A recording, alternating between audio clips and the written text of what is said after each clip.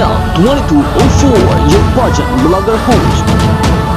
Subscribe.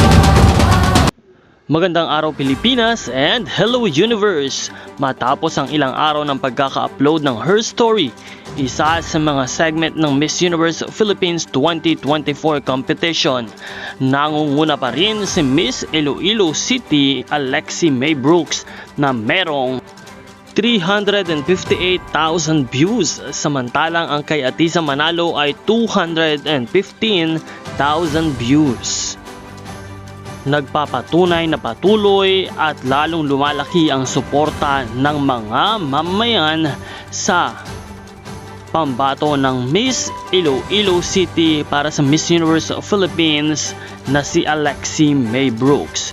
Congratulations to be on top.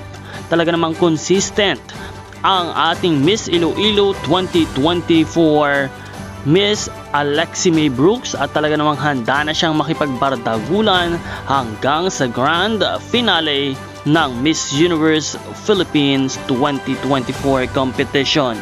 Kaya naman patuloy po tayong umantabay at patuloy na mag-subscribe para lagi kayong updated sa lahat ng mga kaganapan sa Miss Universe Philippines competition.